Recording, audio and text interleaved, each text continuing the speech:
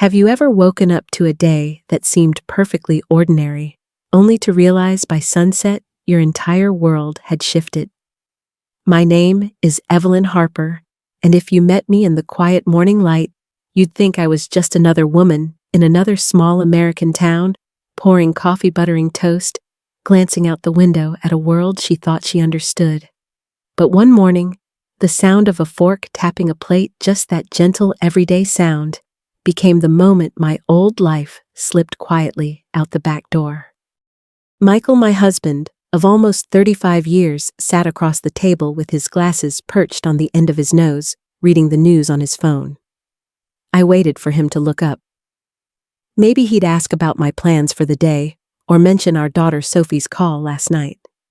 Instead, he set his phone down, cleared his throat, and spoke so softly, I almost missed it. Evelyn, I think I've regretted this marriage for a long time. The words weren't angry or loud. They landed like a stone dropped into still water, small but sending ripples everywhere. I didn't cry. I didn't argue or ask him to explain. I simply felt a strange, quiet emptiness open up inside me, a place where I used to keep my hope, my laughter, all the little stories I told myself to make each day feel worthwhile. For years, I'd been holding my breath, believing that if I worked a little harder, loved a little more, smiled a little wider, things would get better. But that morning, I realized I was the only one still trying to keep our story alive.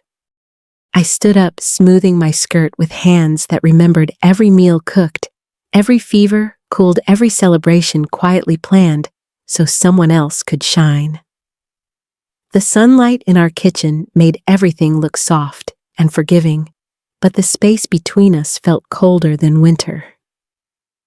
I set my mug in the sink and looked at Michael for a long moment, searching his face for the man I once loved, the man who used to make me laugh just by walking through the door.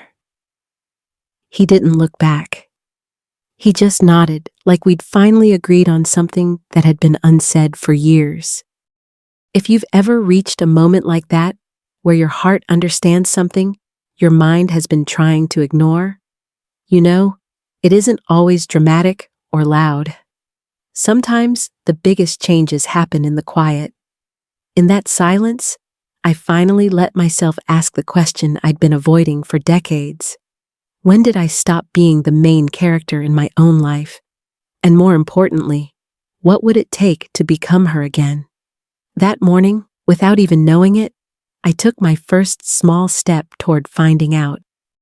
Long before I ever answered to the name Mrs. Harper, I was simply Evelyn Clark, the middle child, in a modest blue house with peeling paint on Maple Street. My father worked at the paper mill, his hands always smelling of ink and tobacco, his voice filling every room with orders and opinions. My mother, by contrast, moved like a whisper, never raising her voice, always tidying up the messes others left behind. I learned early that being quiet was safer than being noticed, that fading into the background made the house a little more peaceful for everyone. That habit would follow me much longer than I expected. In school, I was the girl who handed in homework early, who remembered every teacher's birthday, who volunteered to stack chairs after assemblies so my mother wouldn't hear about any trouble. I loved to draw sketching gardens in my math book margins, filling spiral-bound pads with faces and stories. But when my father saw my doodles, he'd shake his head. Art won't put food on your table, Evelyn. So I tucked my sketches under my bed and studied hard, trading bright colors for straight A's. I told myself I didn't mind. It felt good at least to be praised for something. Sometimes I'd watch other girls in the hallway laughing too loud, wearing bold lipstick, daring to be seen, and wonder what it felt like to take up so much space. I practiced making myself small, soft steps, quick apologies, always second-guessing whether I was too much. My mother would say, "The world is kinder to girls who don't ask for things." For years I believed her. I became the friend everyone could count on, but never quite remembered. It was easier to make peace than to make waves, or so I thought. Looking back, I realize how many doors I quietly closed on myself. When the art teacher invited me to submit a painting to the county fair, I pretended I was busy. When my best friend confessed her dream of moving to Chicago, I smiled and wished her well, never daring to imagine something so bold for myself. Each time I shrank, I grew a little more invisible, not just to others, but to the part of me that once wanted more. I wonder how many women know that feeling, the slow, silent vanishing that happens when you stop believing your own dreams matter. But here's the thing. Invisibility isn't only about being ignored. Sometimes it's a skill you teach yourself, believing it will protect you from disappointment or pain. Yet the price is steep. The real cost isn't the opportunities missed, it's losing touch with your own voice. If there's one lesson I wish I'd learned sooner, it's this. Being small for someone else's comfort will never make your life feel full. I share this not with regret, but with understanding. We do the best we can with what we know until we know better. As I sat at my kitchen table that morning, hearing Michael's words echo through the quiet, I realized just how many years I'd spent learning to disappear. But awareness is a powerful thing. It's the first crack in the shell. And sometimes, that's all you need, a single, honest look at your past to start believing you can shape your future differently. That thought, as gentle as a sunrise, began to stir something long dormant inside me. And so the next chapter of my story, however uncertain, was ready to unfold. By the time I finished college, I was already an expert at making safe choices.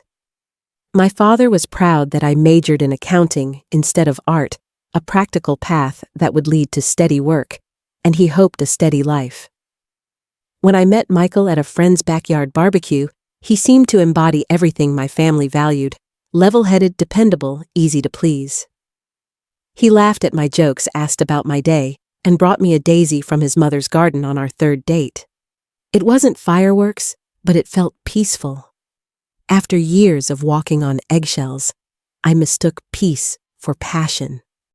Sometimes I wondered what it would feel like to pursue something riskier. My friend Jenna had moved to Boston to work at a design studio, living in a tiny apartment with chipped paint and sunlight pouring in through the window. She'd called to tell me about gallery openings and late-night inspiration, her voice alive with excitement. Meanwhile, I told myself I was happy for her while quietly envying her freedom. I took a job at a small local bank, learned everyone's coffee order, and put my sketchbooks in a box at the back of my closet. When Michael asked me to marry him, he didn't kneel or make a grand speech. We were sitting in his truck after visiting his aunt in the hospital, watching the rain collect in puddles on the dashboard. He turned to me and simply said, "You make things easier, Evelyn. I'd like to keep you around." I said yes, almost automatically grateful to be chosen. Looking back, I see that I was choosing stability over passion, telling myself that safe was enough, that the quieter kind of love would last longer. Our wedding was a simple church affair. White roses and navy blue bridesmaid dresses, everyone smiling politely for the camera. I wore my cousin's borrowed veil and signed my new name with careful, steady hands. Michael promised me a life without drama or chaos, and for a while that seemed like everything I'd ever wanted. But small cracks formed almost from the start, moments when I wished he'd surprise me, or sweep me off my feet, or even argue with me about something that mattered. Instead, we settled into a quiet routine, trading surprises for predictability. There's a comfort in the familiar, but it can lull you into thinking you don't deserve more.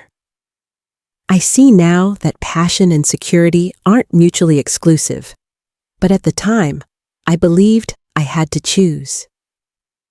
Many women I know have made similar trades, believing the safest path is the right one. But what is safety really if it costs you your spark? The lesson I carry is this: you can build a life on steady ground, but if you bury your dreams beneath it, they'll push up like weeds, quietly persistent, impossible to ignore forever. Years later, as I sat in my kitchen, I could feel those dreams stirring, asking for a second chance. I wondered what might have happened if I'd been braver, if I'd dared to risk disappointment for something wild and bright.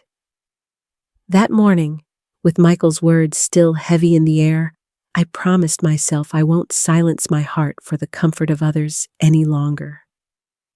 It was time to remember the girl who once believed anything was possible, and to let her lead the way into whatever came next. Motherhood arrived in my life like a soft, early spring rain, unexpected, gentle, but determined to change the shape of everything it touched. When Nate was born, his tiny hand curling around my finger, I felt a love so fierce it startled me. I left my job at the bank without a second thought, telling myself it was the natural order of things. Michael agreed, saying our son needed a mother at home. I told everyone who asked that it was my choice, that I didn't miss the office or my old routines.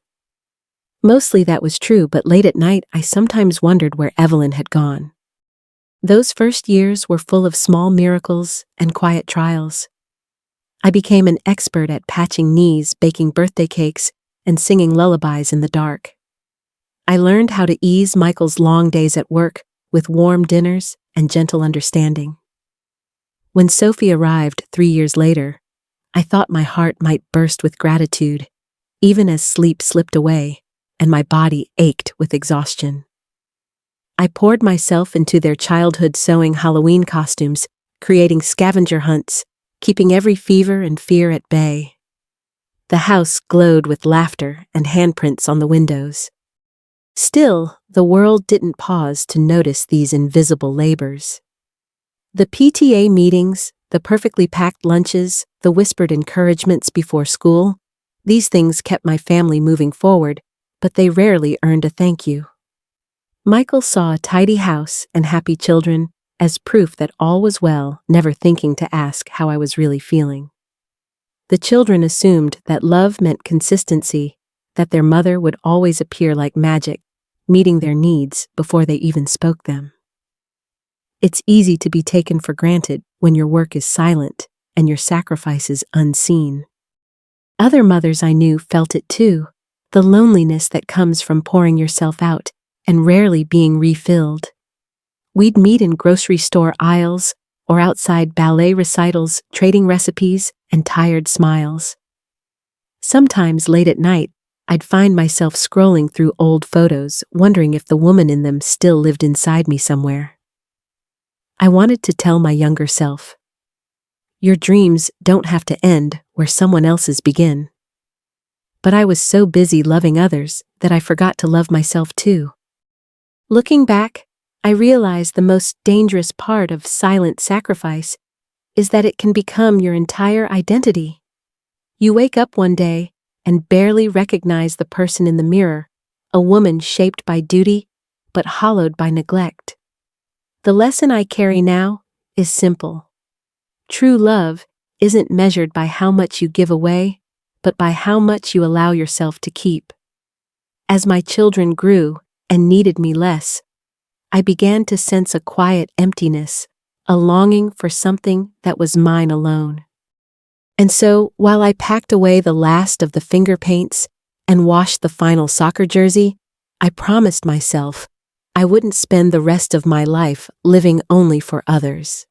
I just didn't know yet how to begin. That gentle ache, that flicker of longing, would become the spark for everything that followed the beginning of my return to myself.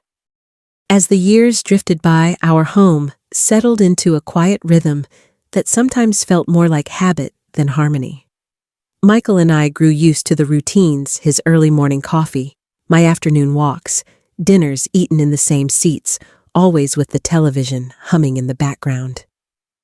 We stopped surprising each other, not out of malice, but because the energy for novelty seemed to vanish amid bills, grocery lists, and the slow, steady march of time.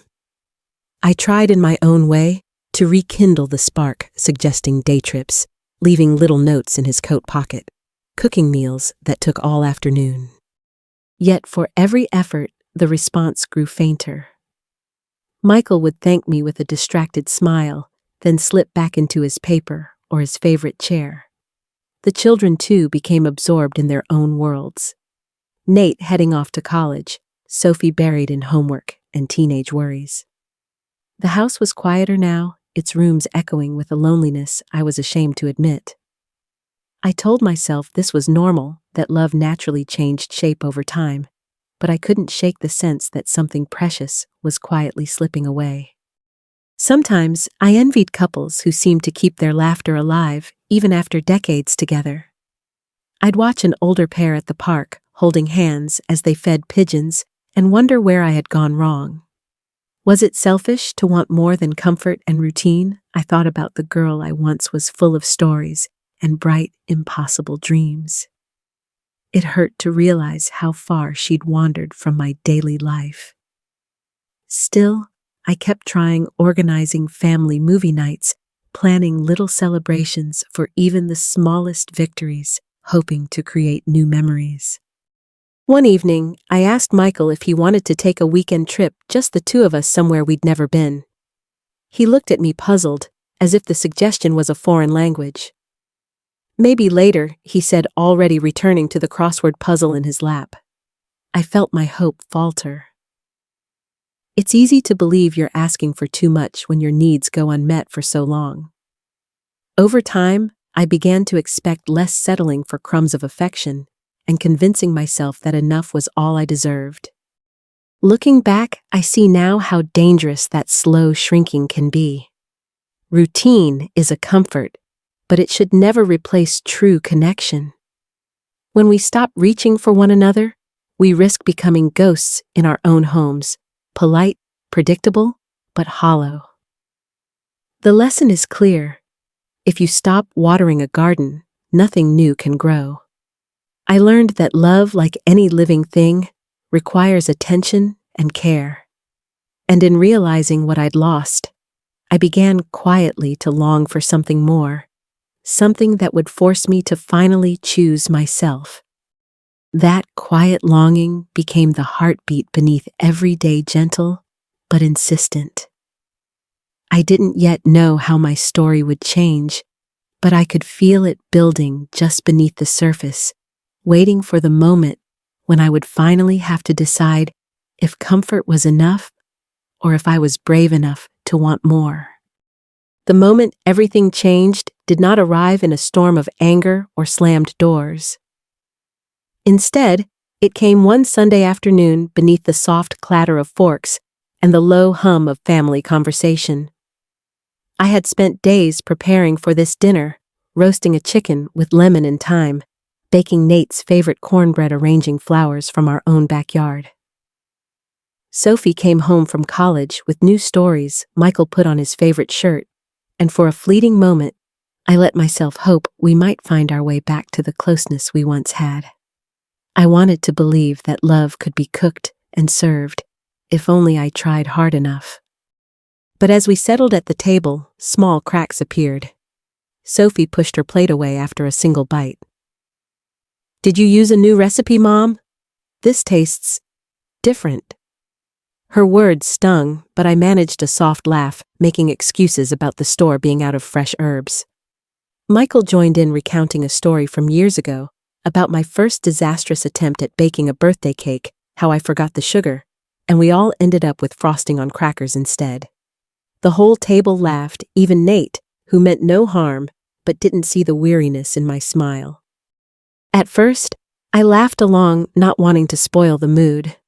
But as the jokes continued, little reminders of every burnt roast, every forgotten appointment, every small failure, I felt myself shrinking inside. The room grew smaller, the voices louder, and suddenly, I was no longer a wife or a mother, but the punchline to a joke I never meant to tell. I realized then how easy it is to become invisible, not just through silence, but through the laughter of those you love most. I excused myself to the kitchen, hands trembling as I washed the same plates I'd washed 1,000 times. Standing alone in the soft light, listening to their laughter drift through the door, I let the ache settle in my chest. I knew this wasn't about a meal or even a single moment. It was about years of being helpful, reliable, and always available, only to be seen as a supporting character in everyone else's life. That day, the pain was sharper than usual, not dramatic, but deep, like a paper cut you only notice when it starts to sting. I finally understood that I had been waiting for recognition that might never come. The lesson I took from that night is one I wish more women learned sooner. If you measure your worth by the approval of others, you'll spend your life chasing crumbs of validation. Even those who love you can become careless with your feelings, not out of cruelty, but habit. You have to decide gently but firmly where your dignity ends and your boundaries begin. As I dried my hands and listened to the fading echoes of laughter, I knew something fundamental had shifted. I could no longer ignore the quiet voice inside whispering, "You deserve more." That voice would soon become a guiding star, leading me toward the hardest and bravest choice of my life, a choice that would begin not with anger or accusation, but with a gentle, unwavering sense of self-worth. And so, in the days that followed, I found myself quietly preparing for a change I could no longer avoid. Leaving isn't always a dramatic act. For me, it began with small, quiet decisions, packing away the pieces of my life in secret, choosing which books to keep, which sweaters felt most like comfort, and which memories I was ready to leave behind. I didn't slam any doors or raise my voice. Instead, I wrote a simple list in my journal, things I needed, things I wanted, and most importantly, things I could let go. Each night, after the house was silent, I would sit on the edge of the bed, folding clothes with careful hands, preparing for a journey I hadn't yet fully admitted to myself. The hardest part wasn't what to take, but what to leave. I ran my fingers over family photos, remembering birthdays, graduations, ordinary Tuesdays that felt special only in hindsight. I took one framed photo of Nate and Sophie as children, their faces bright with summer joy, and tucked it between my sweaters. I left behind the wedding china, the anniversary cards, the heavy blankets of expectation that had covered me for so long. Michael hardly noticed as I grew quieter, more withdrawn. The house carried on its routines unbroken as I slowly reclaimed my freedom in the spaces between each day. When the moment finally arrived, it was almost anticlimactic. Michael returned from work to find my small suitcase by the door and a note on the kitchen table. "I need to remember who I am," I wrote. There were no accusations, no lists of grievances, just the quiet truth. He stared at me, stunned into silence, searching for words that never came. For how long, he managed, and I simply said, "For as long as I need." My heart pounded, but I kept my voice steady. The absence of protest or pleading told me all I needed to know. Walking out that door was both terrifying and liberating. The air outside felt brighter, almost electric, as if the world itself recognized my decision. I went to stay with my old friend Linda, who greeted me with open arms and a cup of tea, no questions asked. That first night in her spare bedroom, I lay awake, surrounded by unfamiliar shadows, feeling both the ache of loss and the flutter of hope. For the first time in years, I wasn't needed by anyone. The quiet was startling, but it was honest, a blank page waiting for my story. I learned something vital during those early days. Sometimes the bravest thing you can do is choose yourself quietly and without fanfare. There were moments when doubt crept in, when I missed the comfort of old habits or worried about disappointing my children. But each time I reminded myself that loving others should never mean disappearing completely. It's not selfish to ask for space to heal.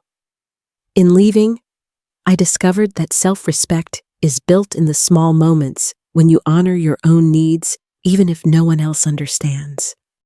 That new sense of self would soon be tested as I began to face not only my own uncertainty, but also the reactions of family and friends, some supportive, others confused or even hurt. Yet as I learned to stand on my own, I realized this was only the beginning. The next chapter would be about learning to live for myself, one imperfect, beautiful step at a time. Those first weeks on my own unfolded slowly, like the early days of spring, uncertain, sometimes cold, but full of quiet promise. At Linda's house, I was surrounded by kindness and space, yet I found myself adrift in a silence that felt both heavy and strangely hopeful. Each morning, I made a cup of tea and sat by the window, watching sunlight inch across the floorboards. I didn't have a schedule to keep or a list of chores to complete for anyone but myself. For the first time in decades, every decision, what to wear, what to eat, even when to rest, was truly mine. At first, this freedom was overwhelming. I realized how little I'd been alone with my own thoughts. There were days when I wandered Linda's neighborhood just to fill the hours, stopping at the small bookstore or pausing to pet a neighbor's dog. I signed up for a watercolor class at the community center, my hands trembling as I picked up the brush after so many years. The first painting was clumsy colors running together, but the act of making something just for myself brought a flicker of old joy. I started keeping a notebook of small victories, filling the pages with things that made me smile. Of course not, every day felt like a fresh start. Some evenings, I missed the predictable hum of my old home, or wondered if Michael and the kids noticed my absence. Doubt crept in during the quiet moments, whispering that I was selfish, that I'd let my family down. I tried to counter those thoughts with gentleness. Linda reminded me, healing isn't linear, Evelyn. Some days you'll bloom, other days you'll just survive. I clung to that advice, learning to forgive myself for the slow pace of recovery and the times I wanted to turn back. I also started saying yes to things I once would have refused. Lunch with Linda and her friends, volunteering at the local library, even accepting an invitation to a poetry reading downtown. With each new experience, I met people who didn't know me as a wife or mother, just Evelyn, a woman with stories and laughter of her own. One afternoon, a little girl in my art class told me, "You're really good at making things beautiful." Her words felt like a gift, reminding me that I could still be seen and valued, not for what I did for others, but simply for being myself. The greatest lesson in those weeks was simple but profound. Reclaiming your life is not a single leap, but 1,000 small choices made day after day. As I grew braver in this new chapter, I found myself looking forward, not backward. I knew challenges remained, and relationships with my family would have to be rebuilt or reimagined. But for the first time, I was building a life around who I was not, just who I'd been to others. And with each brushstroke, each conversation, I felt my spirit slowly, surely returning home. Change, even the quiet kind, sends ripples outward. At first, my absence at home felt almost unnoticed. Michael continued with his routines, working late, microwaving dinners, watching television in the dark. But slowly, small disturbances began to appear. He misplaced insurance papers, burned his morning toast, and for the first time had to shop for groceries on his own. Nate called, puzzled to hear his father's uncertainty, and Sophie texted me late at night, her messages shy but tinged with concern. "Are you okay, Mom? When are you coming home?" I answered honestly. "I'm finding out who I am. I'll let you know when I'm ready." Conversations with my children were more open now, sometimes raw, but honest, in ways we'd never allowed before. Nate admitted, "I always thought you'd just be there, Mom. I never thought about what you wanted." Sophie apologized for her words at dinner, telling me I miss you. "I'm sorry if I made you feel small." hearing their vulnerability softened something inside me. I realized that stepping away wasn't just for me, it gave them the space to reflect, to see me as a person with needs, hopes, and a story of my own. The ripple effect extended into the community too. Friends and neighbors who once saw me as dependable but unremarkable now reached out with a mix of curiosity and support. Linda told me, "People are surprised by your courage. Some envy it, some are inspired." I began to understand that our choices, even the quiet ones, can challenge others to reconsider their own lives. A neighbor confided in me about her own struggles with feeling invisible at home. We shared stories over coffee, finding comfort in the knowledge that we weren't alone. Of course, not everyone understood. There were whispers at the grocery store, awkward pauses when I bumped into old friends, and well-meaning but misguided comments like, "Maybe things will go back to normal soon." I learned that growth can be uncomfortable for those around you. Some people hold tightly to the familiar, even if it's broken. But others, like Linda, my art students, and eventually my own children, embraced the changes in me. The more I showed up as myself, the more I attracted genuine connection built on honesty instead of habit. The lesson was clear: when you reclaim your life, you invite others to see you anew and sometimes to reconsider themselves. My family was learning to relate to me differently, not as the person who always fixed things, but as someone with her own needs and boundaries. It wasn't easy, and it wasn't quick, but it was real. As these ripples spread, I felt a sense of hope and renewal. The story wasn't over. It was simply moving forward, and in that momentum, I could sense the true beginning of a new, more authentic life, one I was finally ready to claim. In time, my life settled into a gentle rhythm, a pattern shaped not by duty, but by choice. I moved into a small, sunlit apartment filled with houseplants and the scent of lavender. My mornings began with watercolor paints and strong coffee, my afternoons with library visits and laughter shared among new friends.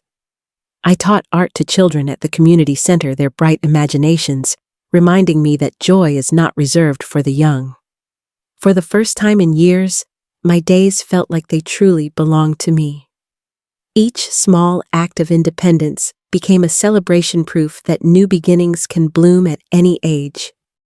Looking back, I see now that every chapter of my journey mattered. The shy girl who tried to please everyone, the devoted mother who gave without asking, the woman who endured being overlooked. Each version of me held wisdom and courage, even if she didn't know it at the time. My story is not unique. So many women carry silent burdens, shrinking themselves to fit the needs of others. But I learned that invisibility is not the same as peace. We deserve to be seen, not just for what we give, but for who we are. There were hard days, lonely evenings, awkward conversations, moments when I questioned my worth. But each step toward myself brought new light. I reconnected with my children, built friendships based on honesty, and discovered strengths I'd long neglected. My family learned to honor my boundaries, to see me as a whole person.